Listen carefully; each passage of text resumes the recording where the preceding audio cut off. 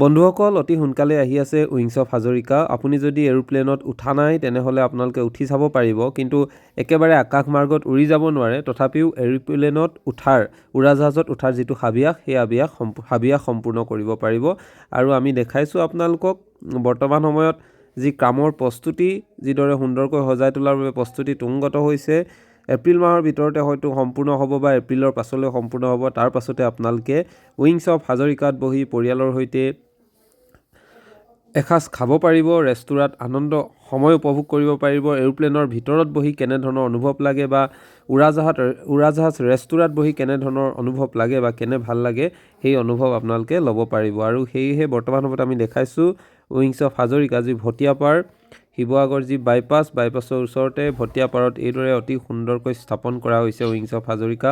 আৰু নামো অতি সুন্দৰ দিয়া হৈছে, উইংছ অফ হাজৰিকা হিচাপে নামাকৰণ কৰা হৈছে, কিয়নো হৰিপ্ৰসন্ন হাজৰিকা বিশিষ্ট উদ্যোগী ব্যৱসায়ী হৰিপ্ৰসন্ন হাজৰিকাৰ তত্ত্বাৱধানত বা নেতৃত্বত তেখেতে বম্বেৰ পৰা যিখন এৰোপ্লেন বা উৰাজাহাজ লৈ আহিলে, সেই উৰাজাহাজ বৰ্তমান সময়ত এইদৰে অতি সুন্দৰকৈ উৰাজাহাজ ৰেষ্টুৰা হিচাপে নিৰ্মাণ কৰিছে। নৰ্থ ইষ্টৰ অৰ্থাৎ উত্তৰ পূবৰ প্ৰথমখন ৰেষ্টুৰা হিচাপে হ'বলৈ গৈ আছে, চিহ্নিত হ'বলৈ গৈ আছে। আজিও প্ৰতিটো দিনতে বিভিন্ন প্ৰান্তৰ লোকসকলে উইংছ অফ হাজৰিকা চাবলৈ এই তেল ডিপুত তেল ভৰোৱাৰ ওচৰতেই উইংছ অফ হাজৰিকা চাই যোৱা পৰিলক্ষিত হয়। অৰ্থাৎ প্ৰতিজন ব্যক্তিৰে আকৰ্ষণৰ কেন্দ্ৰবিন্দু হৈ পৰিছে উইংছ অফ হাজৰিকা। আৰু সেয়েহে বনাই থকাৰ সময়তো এতিয়া উইংছ অফ হাজৰিকা চাবলৈও মানুহৰ ভিৰ হোৱা পৰিলক্ষিত হৈছে। আৰু যেতিয়াই উইংছ অফ হাজৰিকা সম্পূৰ্ণ হ'ব, ৰেষ্টুৰাঁ মুকলি হ'ব, তাৰ পাছত কিমান মানুহৰ সমাগম হ'ব সেইটো হয়তো আপোনালোকে নিশ্চয় গম পাইছেই, অনুভৱ কৰিব পাৰিছেই।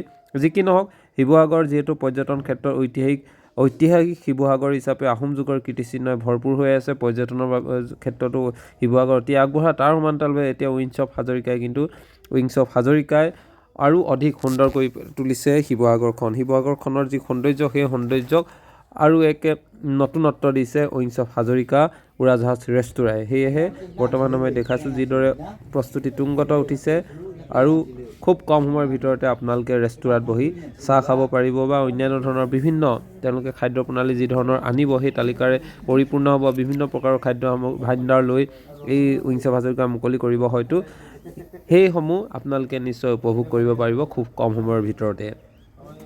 আৰু কাৰ উঠি ভাল লাগিব বা যিসকলে আগত আপোনালোকে খাইছে বিভিন্ন ঠাইত বা বিদেশত গৈ যদি এনেকুৱা এৰোপ্লেনৰ উৰাজাহাজ ৰেষ্টুৰাত উঠিছে জনাব, আৰু যিসকলে উঠা নাই আপোনালোকে কিদৰে আশা কৰি আছে এইবোৰো আপোনালোকে জনাবলৈ নাপাহৰিব। ধন্যবাদ।